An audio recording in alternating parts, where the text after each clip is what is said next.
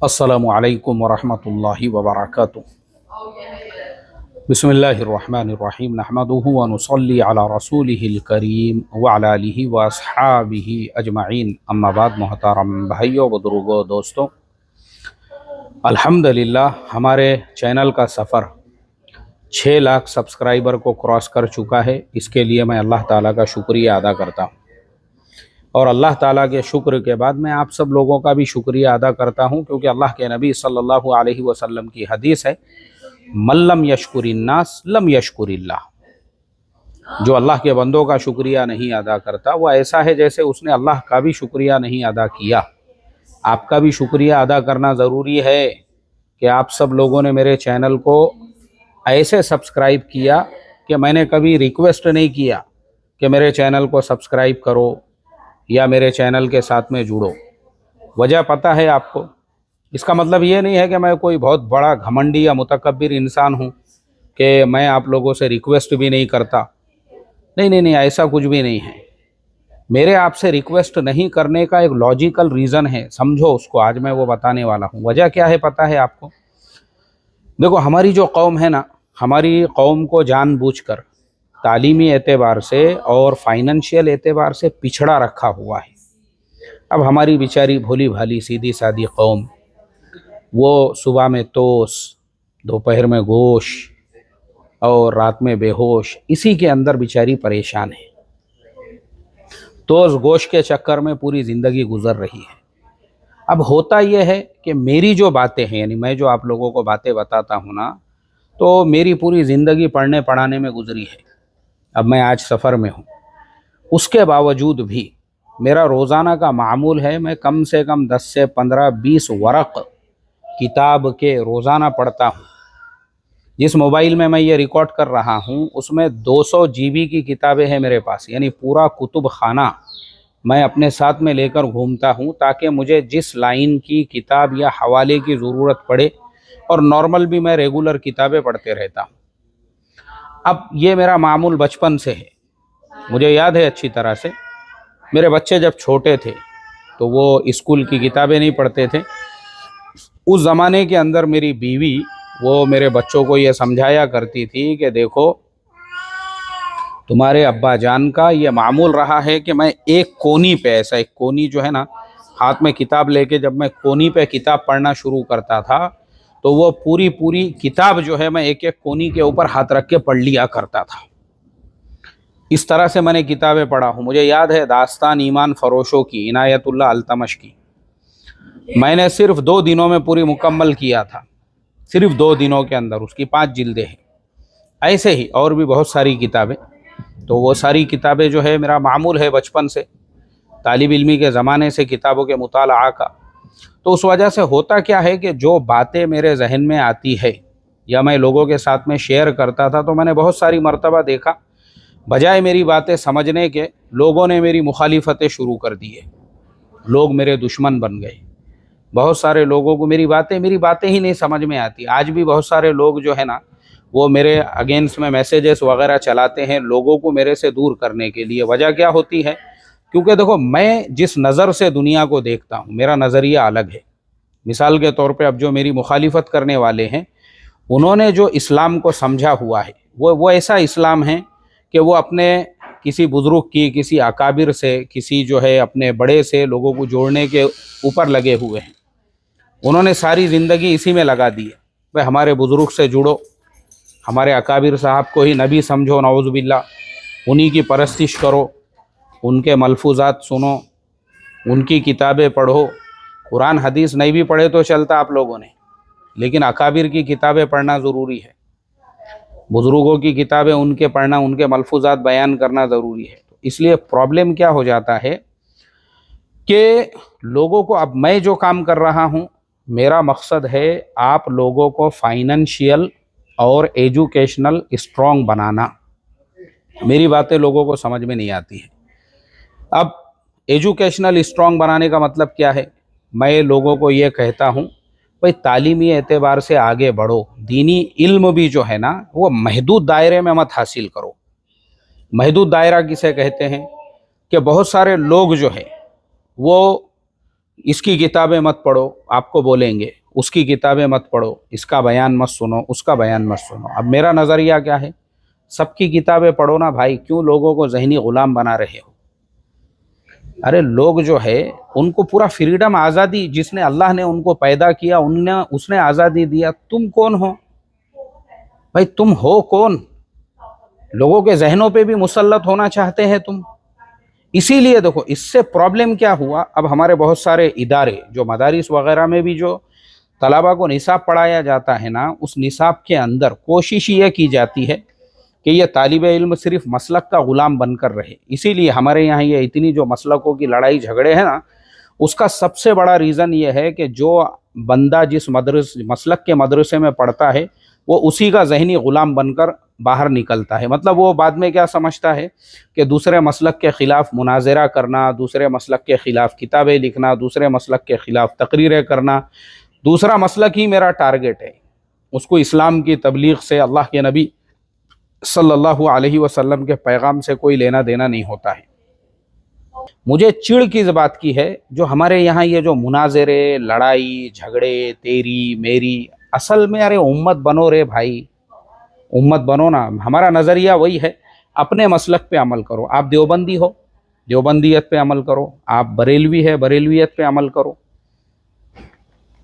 आप जिस नज़रिए को, जिस जमात को मानते हो, अरे आप अपने नज़रिए पे अमल करो। लेकिन आपस में उलझ रहे क्यों आप लोग? आप आपस में मुनाज़रे क्यों कर रहे हो?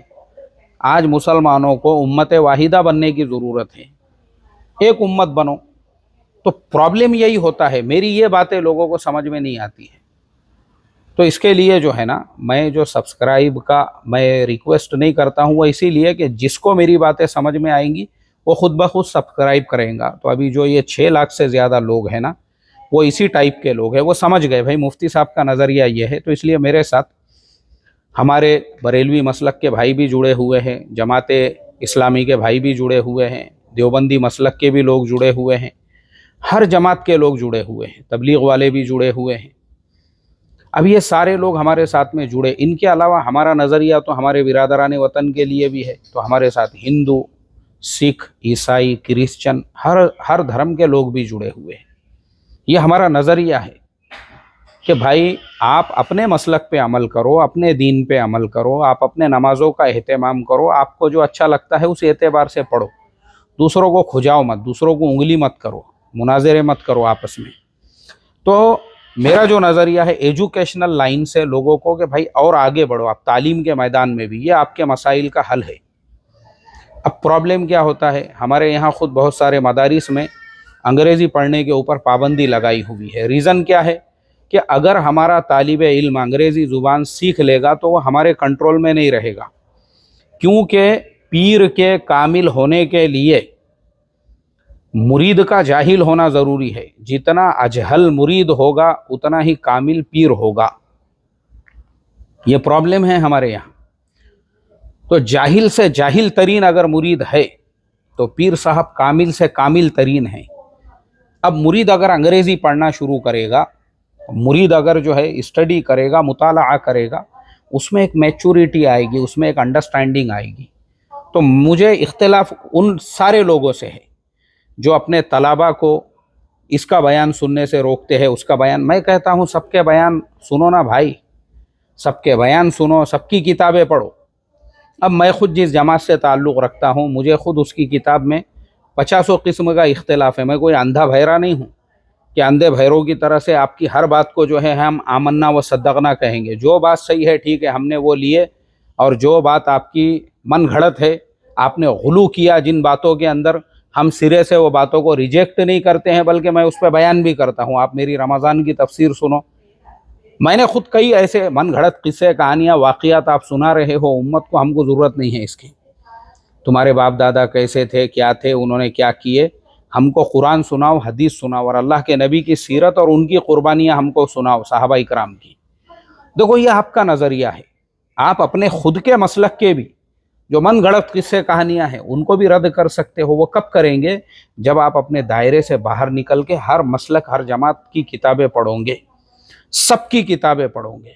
अब प्रॉब्लम यही है ना, हमारे यहाँ तो अंग्रेज़ी पे पाबंदी, हमारे यहाँ इसका बयान मत सुनो, उसका बयान मत सुनो, यहाँ तक कि कुरान की तफसीर भी मस्जिदों में मत बयान करो। इससे क्या हो गया, उम्मत जाहिल तरीन रह गई। उम्मत के यानी मुसलमानों के एजुकेशनल और फाइनेंशियल लाइन से पिछड़ने का जो रीज़न है इंडिया के अंदर वो यही है। तो हमारा नज़रिया ये है, तालीम के मैदान में लोगों को आगे बढ़ाना। बढ़ो, आगे पढ़ो, अपने बेटियों को पढ़ाओ। किसने मना किया भाई आपको आपकी बेटी को डॉक्टर बनाने से? किसने मना किया आपको आपकी बेटी को जो है टीचर बनाने से? अगर आपकी बेटियां डॉक्टर नहीं रहेगी, आपकी माँ बहनें गैरों के पास में जाएंगी, और जहाँ पे गैर के भी, अगर समझो हमारे बिरादरान वतन की भी कोई बहन बेटी डॉक्टर नहीं है, मर्दों के पास में जाना पड़ेगा आपको, क्योंकि आपकी कौम में डॉक्टरनियों की जो है वो और मौतें हो रही है, मर रहे हैं इससे डिलीवरी की वजह से। मैं आपको ऐसे 1000 वाक़ियात सुना सकता हूँ जिसके अंदर अच्छे अच्छे दीनदारों के घरों की जो बहन बेटियां हैं वो मर गई। क्यों? सही डॉक्टर नहीं मिले उनको। प्रॉब्लम यह है कि तुम जब अपनी बहन बेटियों को, तो हमारा नज़रिया यही है, तालीमी मैदान में मुसलमानों को आगे बढ़ाना। तालीमी मैदान में बढ़ाओ अपने बहन बेटियों को भी आगे, और ख़ुद भी आगे बढ़ो। जैसे मैं लोगों को कहता हूं कि भाई मैंने 2 बच्चे पैदा होने के बाद 10वीं का इम्तिहान दिया, ग्रेजुएशन किया मराठी से, 4.5 साल विप्रो कंपनी में काम किया, उसके बाद से लेके आज तक मैं एक मुल्क की गवर्नमेंट के साथ में काम कर रहा हूं और उसी मुल्क के अंदर में बैठा हुआ। आप बताओ मुझे भाई, तालीमी एतबार से आपको इस्लाम ने आगे बढ़ने, तो मैं यही बातें लोगों को समझाता हूँ। फिर दूसरे, फाइनेंशियल एतबार से अपने आप को स्ट्रांग बनाना। अब हमारा नज़रिया क्या है मैं आपको बताता हूँ। अभी जैसे मेरा दूसरा चैनल है, इससे पहले भी मैंने आपको कहा इंडियन ट्रैवलर के नाम से, और वो चैनल मैंने ख़ास इसीलिए बनाया था ताकि उस पर मैं आपको दुनियावी लाइन है और बाकी चीज़ों के लाइन से, वीज़ा पासपोर्ट वगैरह है, ट्रैवलिंग वगैरह के लाइन से रहबरी रहनुमाई कर सकूँ। अब उस पर हमने एक सीरीज़ शुरू की है, बाहर मुल्कों में जाके आप कैसे इन्वेस्टमेंट कर सकते हो, बाहर मुल्क में जाके आप जॉब कैसे कर सकते हो, बाहर मुल्क में जाके आप जो है किस तरह से छोटे मोटे कारोबार कर सकते हो, रेस्टोरेंट का बिज़नेस कर सकते हो। अब वो सारे वीडियोस के नीचे मैं गौर करता हूँ लोग कमेंट क्या करते हैं। लोग लिखते हैं आप दुनियादार बन गए हैं, आप लोगों को दुनियादारी सिखा रहे हो, आप लोगों को। चलो मैं अब आप लोगों से सवाल करता हूँ कि दीन दुनिया में फ़र्क क्या है, वो मुझे बताओ। आप किसको दीन समझते हैं? मतलब आपका अपना घड़ा हुआ इस्लाम क्या है?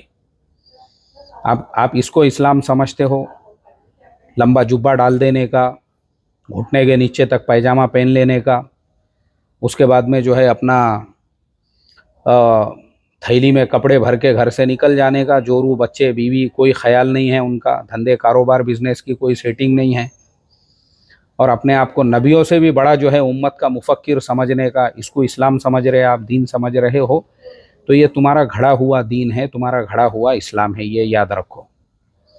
अल्लाह के नबी सल्लल्लाहु अलैहि वसल्लम वाला दीन वो है जो सुबह उठने से लेकर रात को सोने तक और माँ के पेट से लेकर क़ब्र में जाने तक आपके साथ में जुड़ा हुआ है। दुनियादारी किसे कहते हैं और दीनदारी किसे कहते हैं, पहले इसका फ़र्क पता है आपको? दीनदारी ये है आपके हर अमल में अल्लाह का हुक्म, उसके नबी का तरीक़ा हो, सुबह उठने से लेकर रात को सोने तक। आप दुकानदारी कर रहे हो, करोड़ों रुपये आप कमाते हो, करोड़ों रुपया भी। इसी मुल्क की मैं आपको बात बताता हूँ। मेरी अभी थोड़े देर पहले ही, मगरिब से पहले ही एक साहब से मुलाकात हुई, वो करोड़ों रुपयों का यहाँ पे कारोबार चलाते हैं, और उन्होंने मुझे एक चीज़ ये बतलाई कि बोले देखो मैं करोड़ों का कारोबार चलाता हूँ, लेकिन मेरा यकीन और ईमान बस यही है कि दुनिया में माल दौलत वगैरह ये सब कुछ भी नहीं है, जो कुछ भी है वो अपना ईमान है, ईमान मजबूत होना चाहिए। मैंने कहा बिल्कुल सही बात है। फिर मैंने कहा ये इतना सारा कारोबार जो आपने फैला के रखे, बोले वो इसलिए फैला के रखे क्योंकि ये कारोबार अगर हम नहीं करेंगे तो अल्लाह का हुक्म कैसे पूरा करेंगे? ज़कात देना ये भी अल्लाह का हुक्म है, ज़कात का अदा करना, सदक़ात का अदा करना, माँ बाप के हुकूक अदा करना। क्यों? माँ बाप का हक़ अदा करना ये अल्लाह का हुक्म नहीं है? तो जब तुम हलाल नहीं कमाओगे तो माँ बाप का हक़ कहाँ से अदा करोगे? तो हमारा प्रॉब्लम यह है कि हमको दीन दुनिया के बीच का कॉम्बिनेशन ही नहीं पता है। दुनिया नाम की कोई चीज़ नहीं है। दुनिया का हर काम अगर आप अल्लाह के हुक्म उसके नबी के तरीक़े पे कर रहे हो वही दीन है, बस ख़त्म। चाहे आप कारोबार सैकड़ों में करो, मिसाल के तौर पे एक आदमी गाड़े पे कारोबार कर रहा है, उसमें अगर अल्लाह का हुक्म उसके नबी का तरीक़ा है तो वो भी दीन है। और एक आदमी कंपनियां चला रहा है, अरबों खरबों रुपयों का टर्नओवर कर रहा है, उसमें अल्लाह का हुक्म उसके नबी का तरीक़ा है, वो भी दीन है उसके लिए। क्यों? हज़ारों लोग उसके पास जो मुलाजिमीन हैं, जो काम कर रहे हैं, वो सारे लोगों के घरों पे एक सैलरी जा रही है। वो इंसान कई लोगों को रोज़गार देने का ज़रिया बना। उसके अपने घर पे काम करने वाले कम से कम 50 लोग हैं, उसके गेट पे है, उसके वॉचमैन है, उसके सफाई करने वाले हैं। ये सारे लोगों को उसकी वजह से अगर रोज़गार मिल रहा है, ये भी दीन है। वो सब सदका है जो लोगों के घरों पे उसके तरफ से सैलरी और तनख्वाह जा रही है। यह है इस्लाम। ये इस्लाम को आपने समझे ही नहीं हो। आप तो दीवानेपन को इस्लाम समझ रहे हो। भाई किसने बोला आपको इस तरीक़े का इस्लाम, जिसके अंदर ना आपको बीवी, ना बच्चे, ना अपने कारोबार की फ़िक्र है। बीवी बच्चे बिखर गए हुए हैं, घर के अंदर फाका कशी, और घर के अंदर जो है कारोबार पूरी सेटिंग बिगड़ गई हुई है। गुलू मत करो इस्लाम के अंदर। दीन का काम उतना ही करो जितना आप बशाशत क़ल्बी से कर सकते हो। अपने पूरे कारोबार, बिजनेस, धंधे वगैरह की सेटिंग के साथ में उतना ही करो। आपको उतनी ही जिम्मेदारी दी गई है जितना आपसे हो सकता है। बाकी आपके ऊपर जिम्मेदारी है आपकी। क़ू अनफुसकुम व अहलीकुम नारा, अपने आप को और अपने घर वालों की फ़िक्र करो, ये कुरान कहता है। भाई आप अपनी फ़िक्र करो ना, और अपने घर वालों की। अब बाकी उम्मत की अगर आपको फ़िक्र करना है तो पहले अपना और अपने घर वालों का पूरा सेटिंग बराबर कर लो, उसके बाद करना है। वरना फिर होता क्या है, जोश और जज्बात में इस तरीक़े से कदम उठाने वाले फिर ऐसे भी लोग होते हैं, बाद में उसके बाद फिर वो उस लाइन की तरफ नज़र उठा के भी नहीं देखते हैं। ऐसे मैं 50 लोगों को जानता हूँ। गुलू नहीं है इस्लाम के अंदर। बैलेंस के साथ में काम करो आप। शरीयत ने आपको ये कहा। तो देखो मेरा जो नज़रिया है ना, मैं ये चाहता हूँ उम्मत फाइनेंशियल लाइन से भी स्ट्रॉन्ग बने, मजबूत बने, अल्लाह के नबी की सीरत को समझे। हमारे लिए नमूना अल्लाह के नबी की सीरत है। अब हमारा प्रॉब्लम क्या होता है, हम ये बुज़ुर्ग का वाक़या, वो बुज़ुर्ग का वाक़या, उनके पास 1 रुपया भी नहीं था, उनके पास 5 रुपये भी नहीं थे। भाई हमारे लिए ये बुज़ुर्ग, वो बुज़ुर्ग जो है ना, नमूना नहीं है। हमारे लिए अल्लाह के नबी सल्लल्लाहु अलैहि वसल्लम और इस्लाम है, जिस इस्लाम में ज़कात आपके ऊपर फ़र्ज़ की गई है। याद रखो। तो मेरी बस आप सब लोगों से यही दरख्वास्त है कि मैं जो सब्सक्राइब, यानी कभी मैंने उसकी रिक्वेस्ट नहीं किया कि मेरा चैनल सब्सक्राइब करो। उसका रीज़न यही है, मेरी बातें अगर समझ में आएंगी तो सुन के तुमको फ़ायदा है। अब मेरी बातें ही नहीं समझ में आ रही है, क्या फ़ायदा है मुझे बताओ आप। क्योंकि हम जिस माहौल, हमको असल में वो माहौल में रखा गया, वो समाज में रखा गया। हमारे कौम में बहुत सारे लोग ऐसे हैं, वो मुसलमानों को, अब आप देखो हमारी कौम में जो हसद और जलन है ना, वो इतना ज़्यादा बढ़ा हुआ है। अगर किसी के पास कार है तो वो ये नहीं चाहेगा कि दूसरा आदमी भी कार ख़रीदे। अगर किसी के बच्चे डॉक्टर, इंजीनियर वगैरह बन रहे हैं तो वो दूसरे के बच्चे को आगे बढ़ने नहीं देखना चाहेगा। ये मेरे साथ हो चुका है। मैंने जब शेयर मार्केट का काम लोगों के लिए शुरू किया, या मैं उसके वीडियो बनाने लगा, मुझे एक करोड़पति साहब ने, उन्होंने खुद मुझे बोले कुछ फ़ायदा नहीं है, बोले मुफ्ती साहब काहे को बना रहे, बोले आप ये सब वीडियो, क्या तो भी लोगों को क्या मिलने वाला है, बोले इससे कोई नहीं सुधरता, बोले। लेकिन आज मैं देख रहा हूँ अल्हम्दुलिल्लाह, हमारे ये 6 लाख सब्सक्राइबर में से कम 6000 तो ऐसे हैं जो हमारे साथ में जुड़े, उनकी गरीबी दूर हो गई। अभी महाराष्ट्र के अंदर रिज़ल्ट आए हुए हैं एग्ज़ाम्स के, 12वीं के। उसके बाद मुझे कम से कम 100 से ज़्यादा लोगों ने मैसेजेस किए, कहा मुफ्ती साहब मैंने 25 साल की उम्र में, मैंने 30 साल की उम्र में, मैंने 20 साल की उम्र में 12वीं का इम्तिहान दिया, 17 नंबर का फॉर्म भर के, वो सिर्फ़ और सिर्फ आपके वीडियोस देखकर, वरना मैं तो ये सब चीज़ें छोड़ चुका था। हमारे अल्ताफ़ भाई अत्तार, कोपरगांव वाले, उन्होंने ग्रेजुएशन कंप्लीट किए, बीकॉम किए, उन्होंने पूरा हो गया, उनका मुकम्मल हो गया माशाल्लाह, फ़ाइनल का रिज़ल्ट भी आ गया। अल्ताफ़ भाई अत्तार के अलावा मुझे और 2-4 रोज़ पहले कोई आलिम दीन है, उन्होंने भी अपने जो है ग्रेजुएशन के कंप्लीशन का वो भेजे थे, मैसेज भेजे थे कि अल्हम्दुलिल्लाह मैं भी आपसे मोटिवेट हुआ और मैंने भी अल्हम्दुलिल्लाह ग्रेजुएशन कंप्लीट कर लिया। ऐसे ही हमारे मौलाना बुरहानपुर से निज़ामुद्दीन साहब, उन्होंने 10वीं कंप्लीट की है, उन्होंने कंप्यूटर के कई कोर्सेस किए, माशाअल्लाह अब आगे की भी तालीम वो पढ़ रहे हैं। मौलाना एहतेशाम साहब नदवी, वो भी बुरहानपुर के ही रहने वाले हैं। ऐसी बहुत बड़ी लंबी चौड़ी लिस्ट है। जब लोग मुझे मिलते हैं और ये कहते हैं ना, तो देखो ये वो लोग हैं जिनको मेरी बातें समझ में आई हुई है, उनकी गरीबी भी दूर हो गई, वो तालीमी मैदान में भी आगे बढ़ गए।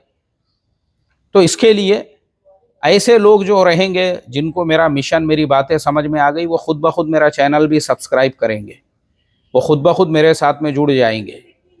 और जिनको नहीं समझ में आ रहा है, तो इसीलिए मैंने, क्योंकि मेरा तजुर्बा ही है, मैं लोगों को शेयर मार्केट के लाइन से भी, आज से जब मैंने शुरुआत किया था 2007-8 के ज़माने में, तो लोग मुझे पागल बोलते थे ये सरक गए, बड़ी बड़ी बातें कर रहे करोड़ों रुपयों की। मुझे आप बताओ, जब मैं 1200 रुपये महीने का इमाम था, आज मैं करोड़पति बन गया हूँ अल्हम्दुलिल्लाह। बस आप लोगों के शुक्रिया के साथ में मैं आप सब लोगों से इजाज़त चाहता हूँ, और बस यही कहूँगा, ज़िंदगी में अगर कुछ बनना है ना, किसी के बाप की मत सुनो, अपने दिल की सुनो, दिल की। ये देखो कि ये चीज़ अगर शरीयत में हलाल है, जायज़ है, बिल्कुल करो आप, किसी के बाप की मुरव्वत मत करो। अब जैसे मेरे लिए यहाँ पे रहना बिल्कुल हलाल है, जायज़ है। मैं यहाँ पे जो है, इंडिया में बहुत ज़्यादा गर्मी हो रही थी, इसलिए मैं आया हूँ इस मुल्क के अंदर, ये रिज़ॉर्ट के अंदर। मैं कहा मैं 1 महीना यहीं पे रहूँगा, क्यों, मेरे लिए हलाल है, जायज़ है। अल्हम्दुलिल्लाह मेरे लिए जो चीज़ हलाल है, जायज़ है, मैं क्यों मुरव्वत करूँ। इसलिए मैंने ख़ास तौर पे ये स्विमिंग पूल के पास में बैठकर ये वीडियो बनाया हूँ। ज़िंदगी में जो करने का है, पहले ये देखो अगर ये हलाल और जायज़ है, किसी की मुरव्वत मत करो, कोई तुमको 10 रुपये की मदद नहीं करेगा। जो तुम्हारा दिल बोलता है बिल्कुल बिंदास वो करो, और कामयाबी की सीढ़ियाँ ऊपर चढ़ते रहो। दुनिया में कोई आपको तरक्की करने से नहीं रोक सकता है। जहाँ तुमने 4 छिचोरों को देखे, 4 टपोरियों को देखे, 4 लुखे और मवालियों को देखे, जहाँ तुमने 4 रिश्तेदार हरामखोरों को देखे, और 4 तुमने हरामखोर दोस्तों को देखे, और महल्ले के 4 अपीतरों को देखे कि ये क्या बोलेगा, वो क्या बोलेगा, तुम ज़िंदगी में कुछ नहीं कर सकते। खाली भीख मांग सकते हो या चंदा मांग सकते हो, या तुम दवाखाने में जब एड़ियाँ रगड़ोगे तो उस वक्त में दूसरे लोग तुम्हारे लिए चंदा करेंगे। इसके अलावा तुम्हारी ज़िंदगी में और कुछ नहीं होगा। मैं किसी के बाप को देखता नहीं हूँ। जो मेरे दिल ने बोला, चाहे बिजनेस के लाइन से हो या घूमने फिरने के लाइन से। इंडिया में गर्मी हो रही थी, इसलिए मैं रिजॉर्ट में आ गया, यहाँ पे स्विमिंग पूल में दिन भर दोपहर में यहीं रहता हूँ मैं। क्यों भाई, मेरी शरीयत में जब मेरे लिए हलाल है, तो क्यों किसी के बाप का अप्रूवल लूँ मैं, किसी की एनओसी लूँ मैं, कोई ज़रूरत नहीं है मुझे। अपने दिल की सुनो, दिल की। जहाँ अल्लाह और उसके रसूल सल्लल्लाहु अलैहि वसल्लम की शरीयत में वो चीज़ हलाल, जायज़, मुबाह है, बिंदास करो। अस्सलामु अलैकुम वरहमतुल्लाहि वबरकातुहू।